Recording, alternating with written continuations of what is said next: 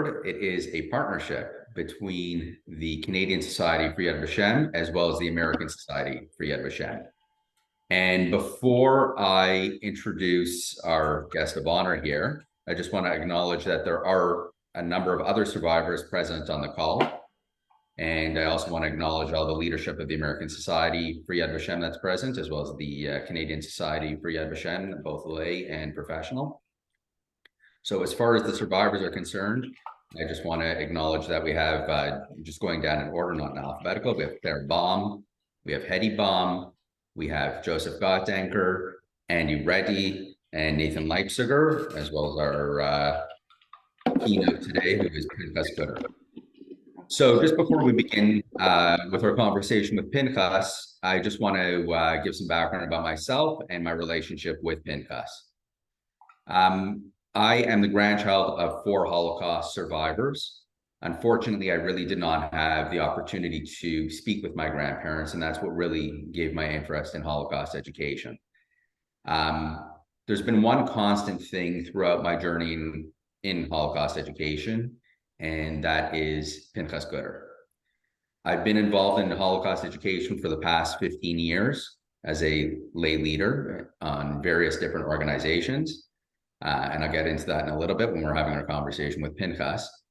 But Pinchas has been with me throughout the entire journey. My first involvement was with the March of Living, then the Toronto Holocaust Museum, which was then the Neuberger Holocaust Education Center, and the USC Shoah Foundation in Los Angeles, and various other organizations, and of course, Yad Vashem. I got to know Pinchas very, very well, as you can imagine, in many different ways. We've traveled together, we've spent lots of time together, and not only do I consider him a mentor to me, but I consider him a very dear close friend who I've really shared so many different experiences with. So we're just going to jump into it right now, and I want to begin asking Pinchas. And Pinchas, say hello to everybody. I know that you began. Pinchas? Hello, everybody. It's very nice to see old friends and new friends, and I'm very happy to be here.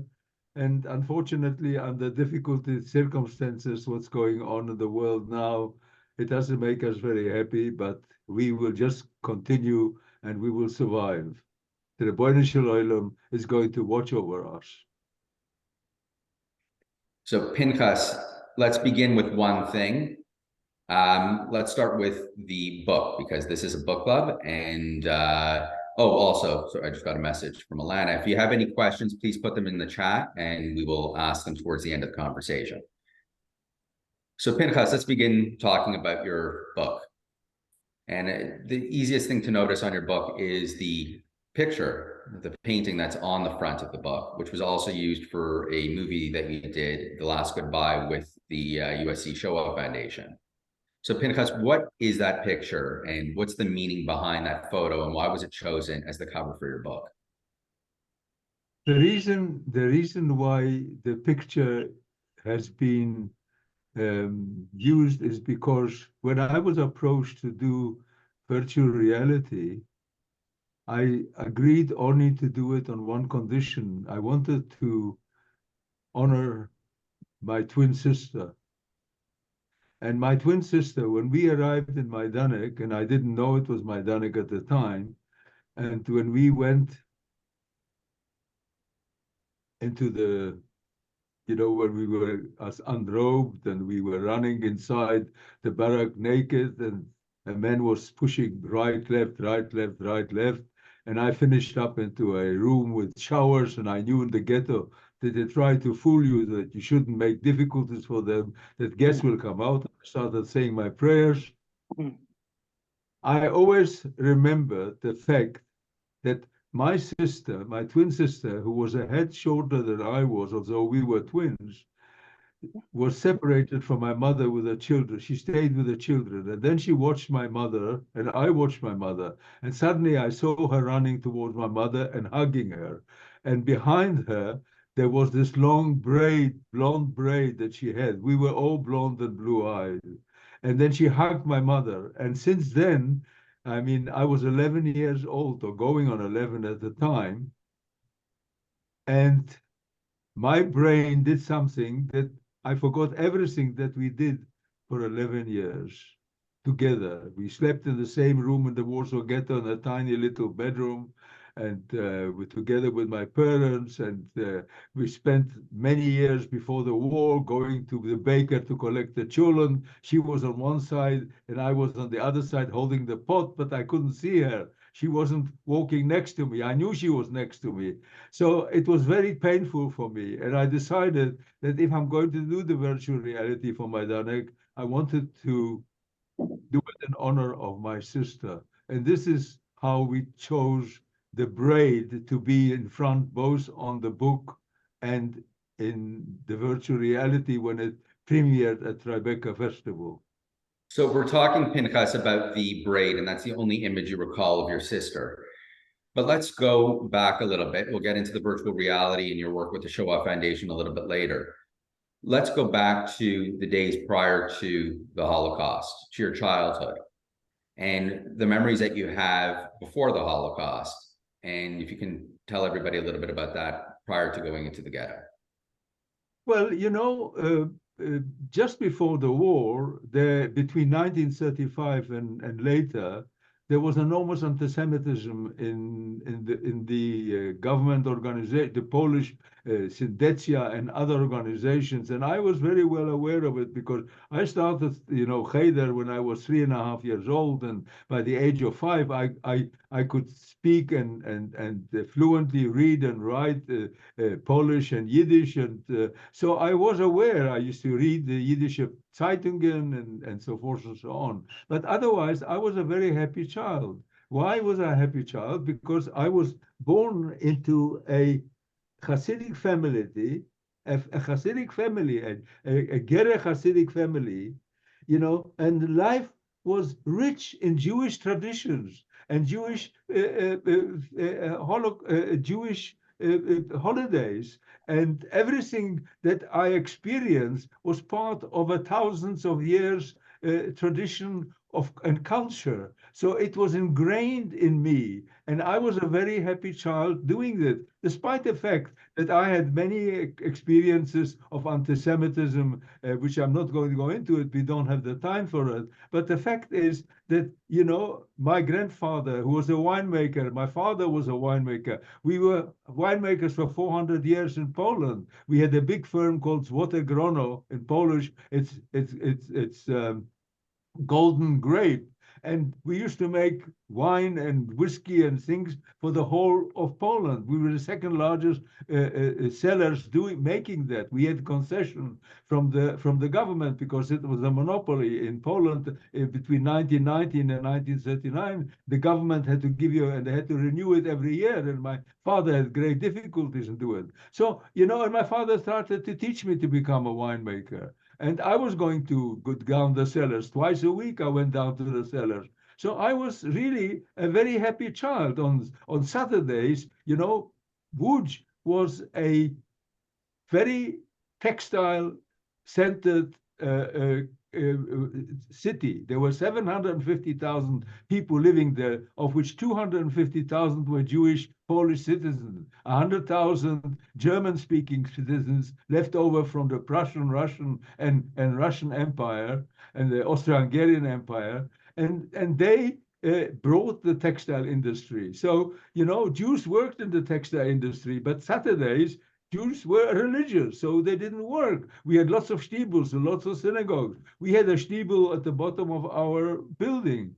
So that's where I was circumcised. So everything that surrounded my life before the war was all to do with Yiddishkeit, with studying the Torah, with going to my grandfather and listening to him and my grandmother used to tell me stories that actually a lot of them came from the Catholic families, that she learned from the Catholics, because when you live together with other people, you absorb some of their traditions, some of their stories. And so I was really a very happy child.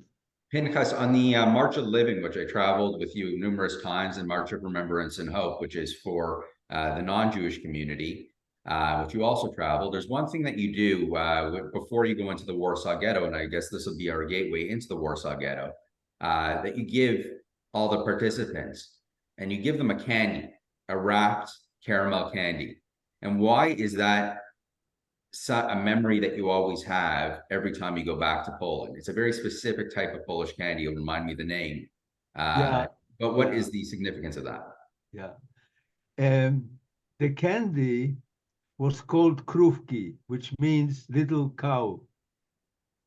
And during the Warsaw Ghetto, when we were locked up in the Warsaw Ghetto, my father put little 2 vets in the little kitchen we had, and he started making kosher wine. And I became his collaborator. I was sent out, to collect bottles from cafes and things like that, even before the ghetto started, because the ghetto in Warsaw didn't start immediately. It took quite almost a year before in October they started building the walls.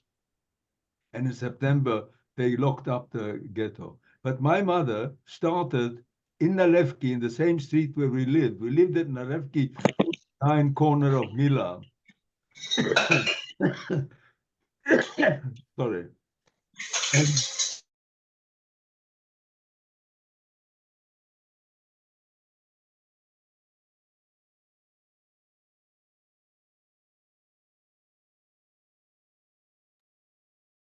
Can we unmute Pinchas? I don't know how that happened. I don't know why I got muted. So I don't know whether you heard. My mother had a little kind of window, where she would sell cigarettes, 1 cigarette or 2, depending on how people could afford. People became very poor. And then she had these sweets called krówki. And I was very partial to them. So, there was a little door that she kept all her stuff there, and I would crawl in and I would steal some of these krówkis. And she would look at me and with her loving eyes, and she would kind of not say anything, but she would say, look, this is our living. You've got to be careful. You can't eat them. We have to sell them. And then when I went to Krakow for the first time, when I went to the March of the Living, I went through a shop and I suddenly saw these krówkis were still being made. So it reminded me so much, and it kept me so close to my mother. It was incredible, because suddenly I realized there was my mother standing in front of the window. I was crawling underneath there to find those krówkis and steal some of them. And so the closeness of the krówki. So whenever I think of krówki, my mother's image appears, and her look into my eyes is more precious than anything that I can remember, because it was a sad but a loving, the most loving look that she gave me. Thank you, Pinchas. So Pinchas, we spoke about the life a little bit in the ghetto, and I would just want to now transition into concentration camp and begin. We spoke about your sister and the final memories you have of your sister. And let's talk about Majdanek. I recall a story that you once told me about rearranging rocks when you got to Majdanek in front of your barrack when you were a child, and the significance of rearranging those rocks and stones just at the footprint of the barrack. And just to talk about a little bit of life in Majdanek and what you experienced. Majdanek was a camp of torture. Most of the guards, unfortunately, at the time were collaborators from the Ukraine. They collaborated with the Nazis, and they were the main guards in Majdanek. And I learned, after I've learned that my parents and my twin sister were murdered, I was by kind of, I don't know how, but I mean, it's almost by intuition. I knew that I had to make myself invisible. And I knew also that when you get up in the morning and they start counting you, and then they start making you the kapos, and the SS started making you all these calisthenistics, up, heads up, head down, mitten up and mitten up and mitten up and mitten up, and then you jump down and jump up, and then they said Arbeitskommando, and they start choosing people. So what I did, purely by providence, or I don't know how it happened. The commander of Majdanek wanted to keep Majdanek very clean. So in front of today you don't see it, but in front of the barracks, there was always a little garden with stones and flowers and things, put together. And I would quickly run down and lie down with my tuchus and the roy up up and on in the air, and start making good. And when a Stubendienst asked me, "What are you doing here?" I said, "Well, the chief of the barrack told me that I must schoonmach. I must make kind of like nice. I must take out the weeds, and that's my job for doing it." And I managed for the 3 months that I was there, except I was caught twice to some horrible work commando, which was unbelievably horrific to do that. Pinchas, you had gone back to Majdanek several times. The one thing you didn't do when you were in Majdanek, and I hope that everybody is aware where Majdanek is, which is Lublin in Poland, and Lublin was the center of Yiddishkeit, a center of academia for the Jewish world in Eastern Europe. And Majdanek really is in the center of the town of Lublin. So the idea that they didn't know, or the Polish community didn't know what was going on, is a fallacy, because it was legitimately at their doorsteps. But the one thing that you always hesitated to do, Pinchas, was walk through the crematoria, which is at the opposite end of the concentration camp, away from where the gas chambers were, which they did obviously for mental abuse. Why did you hesitate to go through the crematoria for so many years, but in 2013 on the March of Living, at that point you decided then was the appropriate time? To be quite honest, I can't answer this question, because for many, many years I found it absolutely horrific that I would go into a place where my parents and my twin sister were murdered, and then their ashes were thrown into that mausoleum. And I always would say, when I went to Majdanek, and I've been to Majdanek almost 20 times, I would say El Mola Rachamim and Kaddish for my parents and for my twin sister, but I couldn't put my foot into the crematorium itself for some reason. And then there was one participant who, and I can't remember, it's a long time ago, exactly, it's about 10 years ago, but there was one participant that insisted, I don't know whether she was studying psychology or psychiatry or whatever. I went with Martin Remembrance and Hope with all the students doing MS and masters and PhDs. And she insisted that I should go in because it would be cathartic for me. And I went in and I ran out. I didn't stay there very long. I still couldn't face it. And after that, I don't think I ever went in again.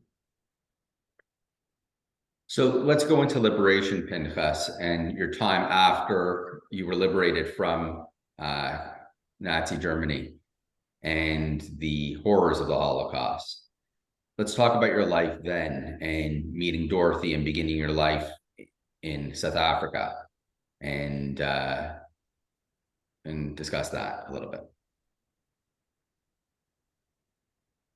Well, I was taken after living in Theresienstadt for 3 months and having my horses and being a contractor to the Czech and Russian governments and earning 5,000 koruna a day, a month, I was sent to an orphanage in England and then to a yeshiva where, because the rabbi knew my family, he was a rabbi from the Hasidic movement, and he knew who the Gutter family is. My grandfather was very close to the Ger Rebbe, and so he decided I was going to be a Chassid.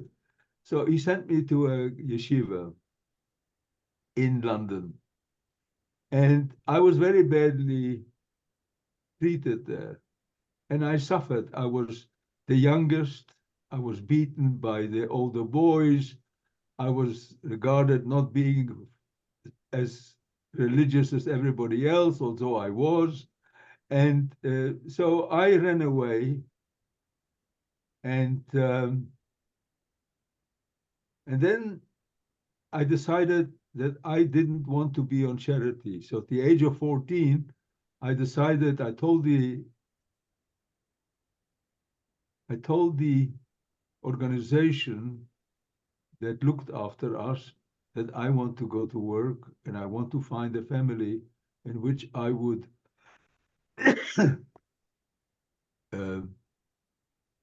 board with. And they found a diamond family who became like my own family. They really accepted me, and I became like one of their children. I was their boarder. I used to earn £3.10 a week, and I used to give Mrs. Diamond £3.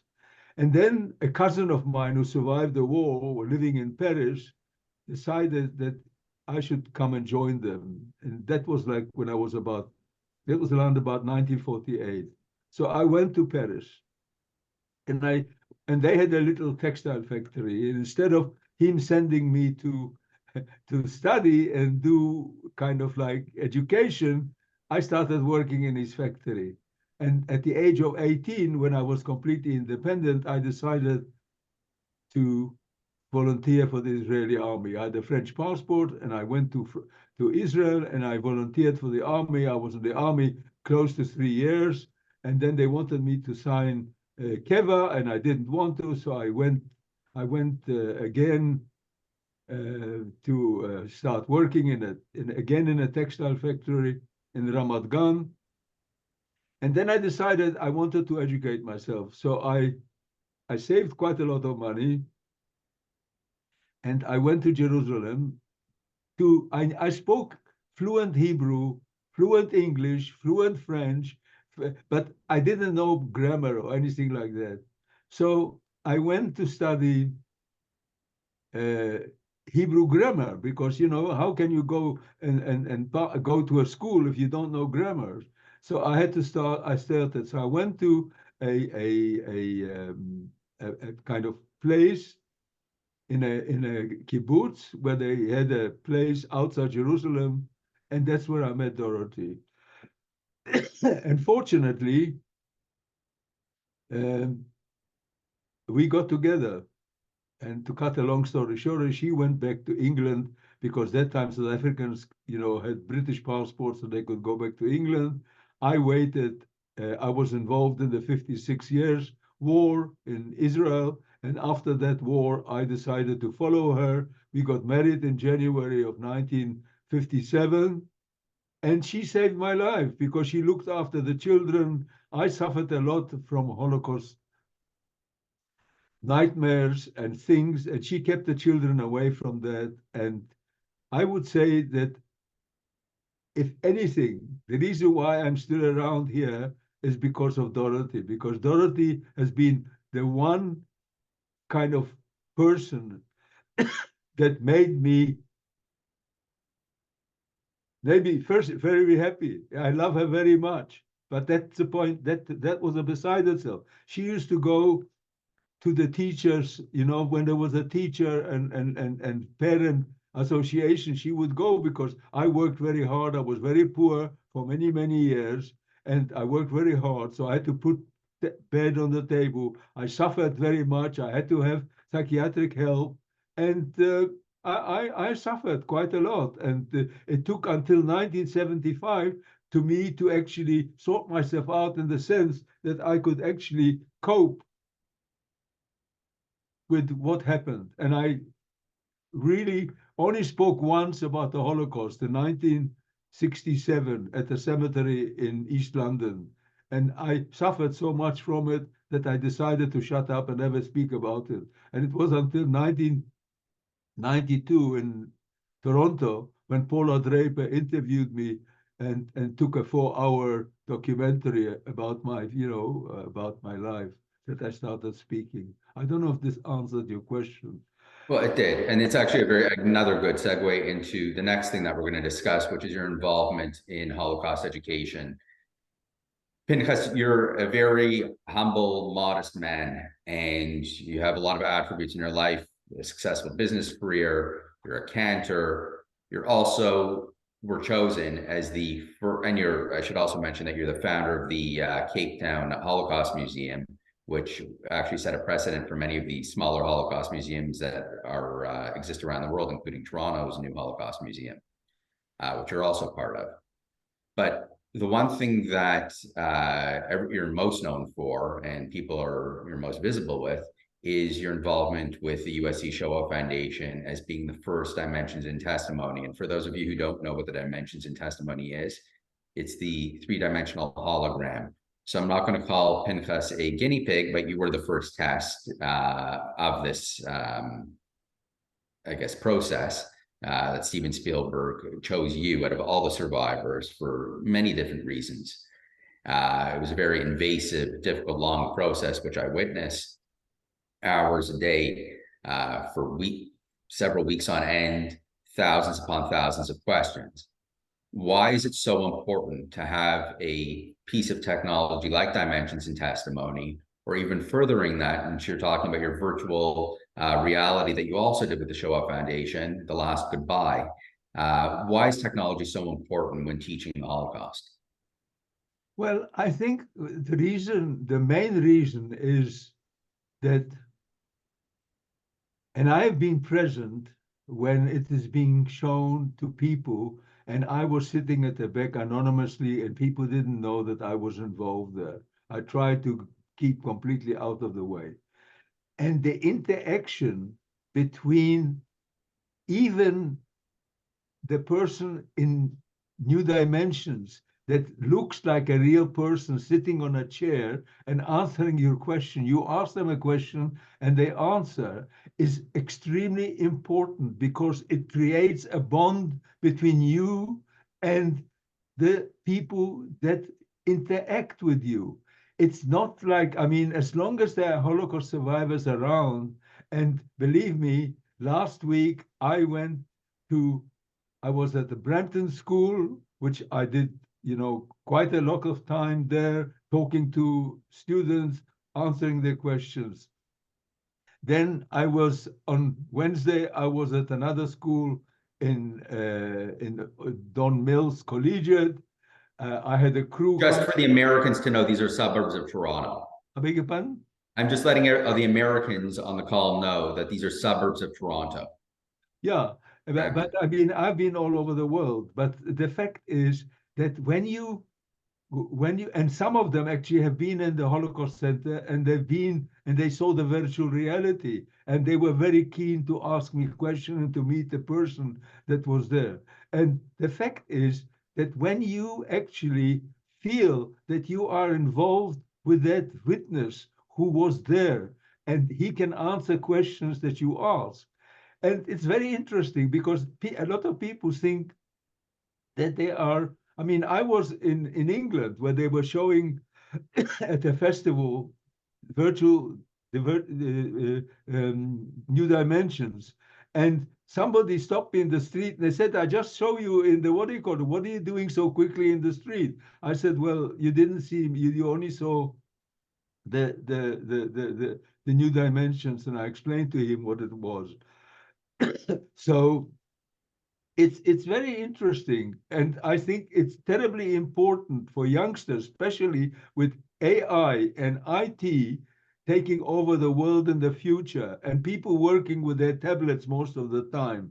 You know, when I went to school, I counted 2 times 2 is 4 and 6 times 6 is 36. But today you can bring in your computer and things like that inside the school. So people are very concerned with their computers and their things. So when they see when they interact with a person and they speak with them, then it creates a much better bond. And I think they will never forget something like that. It's the same thing when a Holocaust survivor goes to a school. It's almost the same thing. It's not quite the same thing, but it's almost, and I think that's why it's very important. I'm sorry, I'm coughing because I'm not so well, but I'm okay.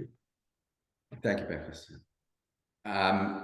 So Pinchas, let's go into a question that's probably on everybody's mind here. And we all know that there's a very big danger of comparing any current situation, human rights violation, event to the Holocaust. The Holocaust is separate. It was the first independent industrialized genocide on a scale of that magnitude against a particular race or ethnicity. So one of the dangers is minimizing or diluting the story of the Holocaust by comparing it to one of these current situations. We're seeing lately, since October 7th, a lot of different references to the Holocaust. And obviously, October 7th is not the Holocaust. But what are your opinions, your fears, your feelings as to what happened on October 7th and how there is possibly a parallel to the Holocaust or with certain events? And if you even agree with that. I think the only reference, the only connection between the Holocaust is the medieval way over thousands of years where there was Jew hate. And I'm not going to go into why there was Jew hate, and I'm not going to talk about the church and everything else, especially in Poland, where it still is quite apparent. And yet there are a lot of people in Poland who are fighting it. There are many organizations, Polish Christians organizations, who are trying to bring about the remembrance of the Jews. But I don't believe that one should actually connect what happened on the 7th, sorry,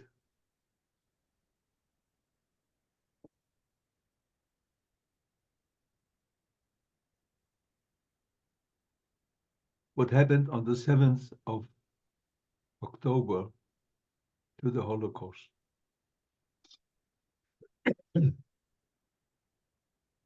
The only things that troubles me is that engendered a public media attack in the different IT information technology on the internet, such Jew hate, which affects especially younger people without them knowing exactly what happened. For example, they don't really know how the State of Israel was created by the United Nations. They don't know that we tried very hard to make peace with the Arabs, that we were attacked straight away by 5 countries who tried to annihilate us, just like Hitler did at that time, and that Hamas today is actually trying to do exactly the same. So the thing is, but the only difference is, when we were in the Warsaw ghetto on the 19th of April in the uprising, we were fighting for our honor. We didn't believe that we could survive. We knew that we were going to die. We knew that we were going to go to Treblinka, or they were going to burn us alive in the Warsaw ghetto, which they were burning down buildings after buildings and throwing gas bombs into the bunkers. But today, the state of Israel is not defenseless. The state of Israel is very strong. And we are not fighting for our honor. We are fighting for our honor, but also fighting to defeat the enemy. And with God's help, we are going to defeat the enemy, and we are going to continue to exist. And Israel is going to be a country which is going to flourish. That's my personal belief. And in the Second World War, when the Shoah Foundation, when Shoah was going on, when the Holocaust was being perpetrated, at one stage, Hitler thought that he would be able to destroy all the Jews, but he couldn't. And he didn't. And we are survivors. We are the ones who survived, and we are the ones who continue. I've got grandchildren, I've got great-grandchildren, and thank God I'm still around to tell the story. Thank you, Pinchas. So if anybody has any questions, I encourage you to put it into the chat in the meantime, or you can just unmute yourself and ask if you want anything more direct. I see Israel Maida. I'm just gonna go one by one.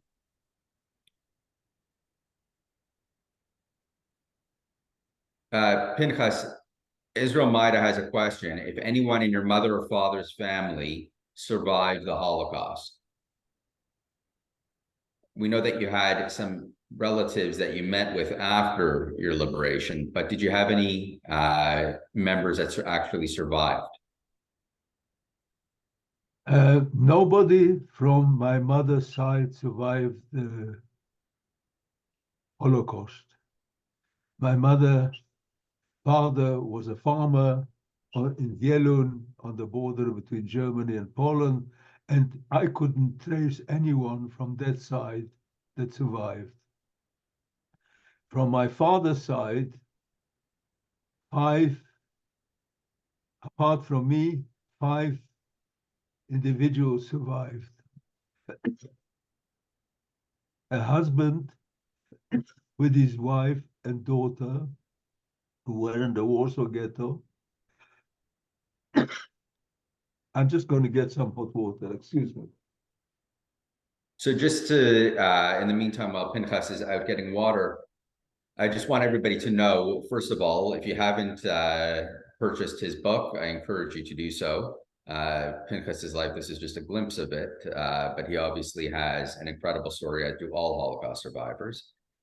And the other thing that I did also want to mention with Pinchas is it's very unusual that a survivor is involved in in so many different organizations that are related to the Holocaust. As we heard that he really only got involved in 1992 as a speaker.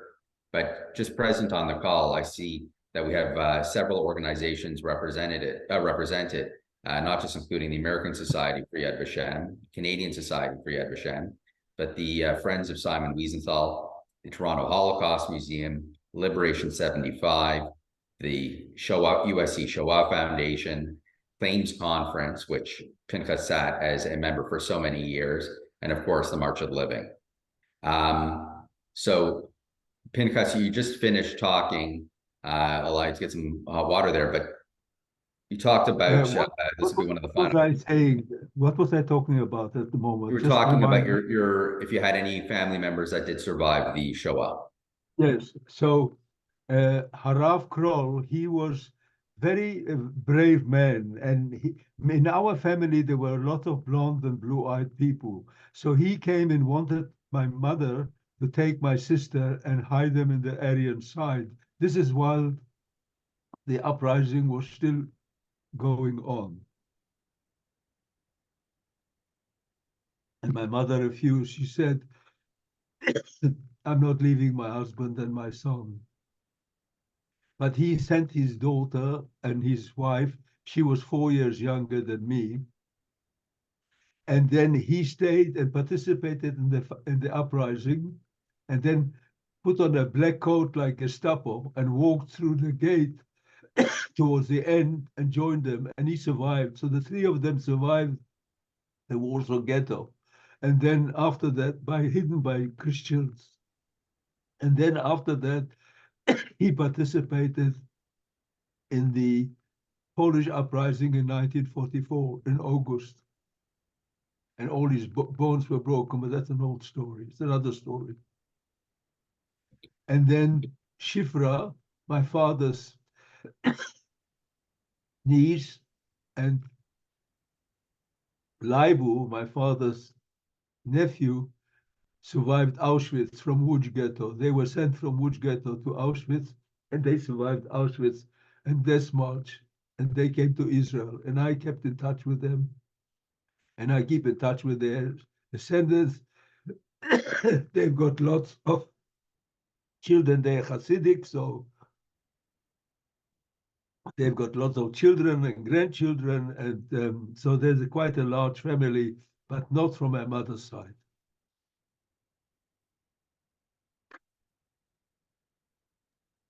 So just to close this off, Pinchas, for today, what is the one message you can tell us all about carrying on the story and the messages of the Shoah? I know it's something that is a typical comment or request at the end of one of these calls, but what is the personal one that you can give all of us? Well, I would like to quote Proverbs. In Proverbs,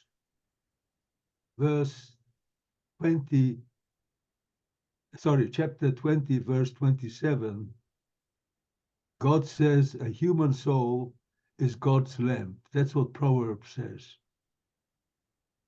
And the Sfas Emes, who was the first Ger Rebbe, he interpreted that.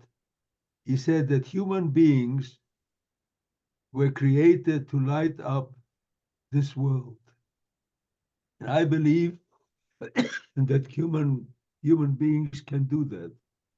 And when I speak to schools and others, I created a torch. And I quickly go and bring it, and I'll show it to you.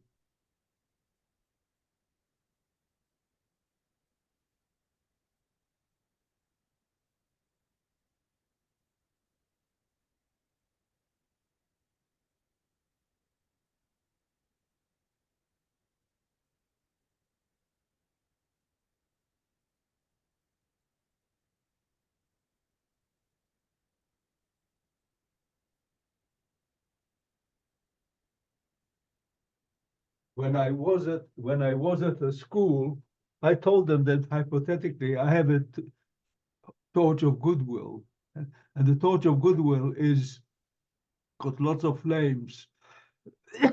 No religious discrimination, no racial discrimination, homophobia, no xenophobia, and above all, no hate. Hate is vicious, it's malicious, it should disappear. So they went and they created this. I don't know if you can see it. They created this and they sent it to me. And in it, they write here, we are grateful for being the people who you passed your torch of knowledge, compassion, acceptance, and resilience onto. And I believe that human beings are actually good people, and that with God's help, the world will survive and things will get better.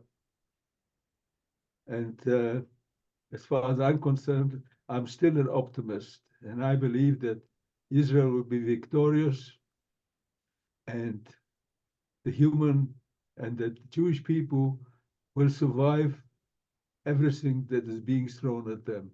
We were created as a kind of sign, and I don't know what kind of a sign of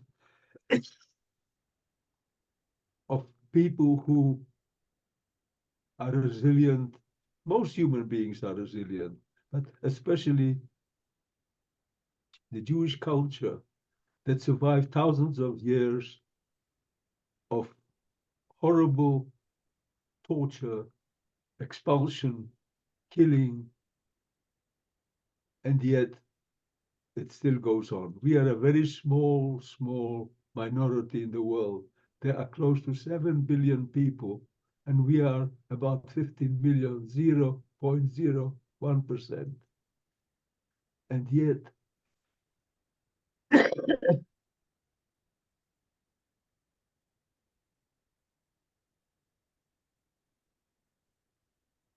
according to our Talmud, we are a light unto the nations. Maybe we are. Maybe we are this torch that I'm talking about, this torch of goodwill. Thank you very much, Pinchas. And thank you all for joining us. Thank you to the American Society for Yad Vashem. Thank you to my fellow partners at the Canadian Society for Yad Vashem, for our partner organizations that are also on here. Like I mentioned, Friends of Simon Wiesenthal, the Toronto Holocaust Museum, and everybody else that's present. I really want to thank you. And Pinchas, you're really incredible. Keep going. And to all the other survivors, thank you all for everything you do as well. Like Pinchas, you really are our heroes. So thank you very much for inviting me to talk. And I'm sorry that I wasn't feeling so well to be able to kind of do a proper, my coughing and my snorting is actually being in the way. But anyway, please excuse me. Perfect, Pinchas. Thank you. Hope next time it'll go better. Wonderful. Thank you so much, Pinchas. Thank you again, everybody. And wishing you all a happy holiday season and a happy new year. And looking forward to seeing everybody soon. Take care. Thank you so much. Shalom ubracha.